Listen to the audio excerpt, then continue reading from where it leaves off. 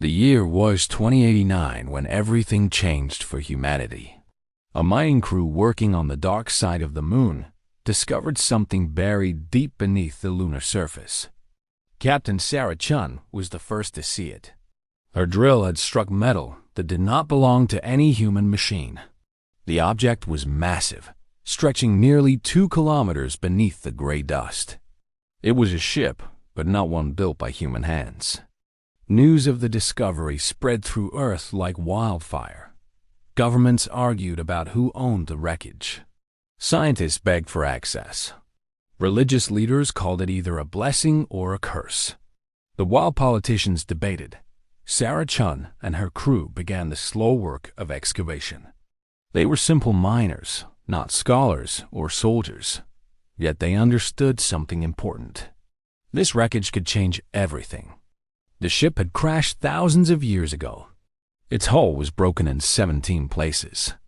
The creatures who had once piloted it were long dead. There remains nothing but dust and bones. But the technology survived. Strange engines that bent light around themselves. Weapons that could slice through mountains. And most importantly, a database filled with star charts and scientific knowledge beyond human understanding. Dr. Marcus Webb was among the first scientists allowed to study the wreckage. He was an old man with white hair and tired eyes. He had spent his entire life dreaming of alien contact. Now that dream sat before him, cold and silent. The database was the real treasure, he realized. The weapons were impressive. The engines were revolutionary. But knowledge was power beyond measure. It took humanity 15 years to decode the alien language. The process was slow and frustrating. Many researchers gave up. Others went mad trying to understand symbols that human brains were never designed to process. But eventually, a young linguist named David Park cracked the code. The language was mathematical at its core. Once he understood that, everything else fell into place. The information stored in that database rewrote human science overnight. Faster than light travel became possible within 3 years of translation. Energy production became nearly limitless. Medical technology advanced by centuries. Humans began to cure diseases that had plagued them since the dawn of time. Aging itself started to slow as scientists applied alien knowledge to human biology. But the database contained more than just science. It contained warnings. The aliens who built the ship were called Dvorathi. They had been explorers and traders, peaceful beings who traveled between stars seeking knowledge and friendship. Their ship had crashed on Earth's moon while fleeing from something terrible, something called the Dominion. The Dominion was an empire that spanned half the galaxy. They believed in one simple truth: the strong ruled the weak. Every species they encountered faced the same choice: submit or die. The Dvorathi had chosen to run. They had fled across the stars for decades, hoping to find somewhere safe. They never found it. Their ship was damaged in a final desperate escape. They crashed on the moon and died alone, far from home. This information terrified humanity. Somewhere out there, a massive empire existed that would eventually find Earth. When they did, they would demand submission. And if humans refused, they would face extinction. The governments of Earth finally stopped arguing. They united under a single purpose. Humanity would not submit. Humanity would not run. Humanity would fight. The next 50 years saw the greatest transformation in human history. Every nation contributed to the cause. Factories worked day and night building ships based on Dvorathi designs. Scientists improved upon alien technology, adding human creativity to alien knowledge. The first human warship, the Defiant, launched in 2154. It was only the beginning. Admiral Jiang Wei commanded the first fleet to leave the solar system. He was a serious man who rarely smiled. But when his ships jumped to faster than light speed for the first time, even he could not hide his amazement. The stars blurred into lines of light. Space folded around them like paper.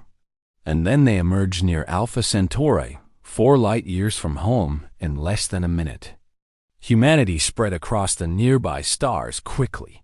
They established colonies on every habitable world they found. Each colony became a fortress, designed to resist any invasion. The population of humanity grew from 8 billion to 50 billion in just 1 century. Children were raised knowing that somewhere out there, an enemy waited. They trained from birth to fight if necessary. The first contact with an alien species came in 2201. A small ship appeared near the Brit colony of New Hope. It was not Dominion. It was something else entirely. The creatures called themselves the Fenari. They were tall and thin, with blue skin and 4 arms. They were refugees fleeing from Dominion space. Captain Elena Rodriguez was assigned to communicate with them. She was young and ambitious, chosen for her quick thinking and calm nature. The Fenari were terrified at first. They expected humans to attack or capture them. When Elena offered them food and shelter instead, they could not believe it. No species they had ever encountered showed such kindness to strangers. The Fenari shared their knowledge of the galaxy. The Dominion was indeed massive, controlling over 10,000 star systems. They had ruled for millions of years, crushing any species that dared resist. But they were not invincible. Their empire was old and tired. Corruption weakened their leadership. Their soldiers fought for fear, not loyalty. This information gave humanity hope. An enemy could be defeated if they were not invincible. Admiral Zhang began planning for the inevitable war. He recruited the Fenari as allies. He sent scouts deep into Dominion space to learn their weaknesses. He built more ships, more weapons, more soldiers. Earth became a factory world, producing the tools of war without rest. The Dominion found humanity in 2245. A patrol fleet stumbled upon the colony of New Shanghai. They demanded immediate surrender. The colony governor, a woman named Lisa Park, descended from the linguist who decoded the Marathi language, gave them a simple answer. She refused. The Dominion commander was shocked. No species had refused the Dominion in over 1,000 years. He ordered his fleet to attack, expecting an easy victory. He was wrong. New Shanghai had been prepared for this moment for generations. Defense platforms hidden among asteroids opened fire. Human warships emerged from behind the planet. The battle lasted 6 hours. When it ended, the Dominion fleet was destroyed. Word of the defeat spread across the galaxy. A new species had emerged, one that could fight the Dominion and win. Refugee species began seeking humanity out. The Fenari brought their friends. The Korath brought their weapons technology. The Vallani brought their knowledge of Dominion politics. A coalition began to form, united by one common enemy. The Dominion responded with fury. They sent a massive fleet to destroy Earth itself. 3,000 warships jumped into the solar system, expecting to find a primitive world. Instead, they found a fortress. Every planet and moon had been armed. Every asteroid hid weapons. Over 5,000 human ships waited in formation around Earth. Admiral Zhang commanded the defense personally. He was old now, his hair gray and his body tired. But his mind was still sharp. He had planned for this battle his entire life. His strategy was simple but effective. Draw the enemy deep into the system. Surround them. Crush them. The battle lasted 3 days. Human losses were heavy. Over 2,000 ships were destroyed. Millions of soldiers died. But the Dominion losses were total. Every enemy ship was destroyed or captured. Not a single Dominion soldier escaped to warn their empire of what had happened. Earth had won its first true victory. The war that followed lasted for 40 years. Humanity did not fight alone. The coalition grew with each passing year. Species that had been enslaved for millennia rose up against their masters. Dominion worlds fell one by one. Each victory brought new allies. Each defeat only strengthened human resolve. General Maria Santos led the final assault on the Dominion homeworld. She was the granddaughter of Captain Elena Rodriguez, the woman who had first contacted the Fenari. Maria had grown up hearing stories of alien kindness and Dominion cruelty. She had dedicated her life to ending the empire that caused so much suffering. The battle for the Dominion capital was the bloodiest in galactic history. The enemy fought with desperation, knowing that defeat meant extinction. But humanity had learned from the Vorathi. They did not seek extinction. They sought justice. When the Dominion leadership finally surrendered, Maria offered them something they had never offered others: mercy. The Dominion Empire was dissolved. Its member species were given freedom for the first time in millions of years. Many chose to join the new coalition that humanity had built. The galaxy entered a new era, one of cooperation instead of conquest. Humans became known not for their weapons, but for their compassion. Dr. Sarah Chun died at the age of 112. She lived long enough to see the fall of the Dominion and the rise of the Galactic Coalition. In her final days, she often thought about the moment her drill struck alien metal beneath the lunar dust.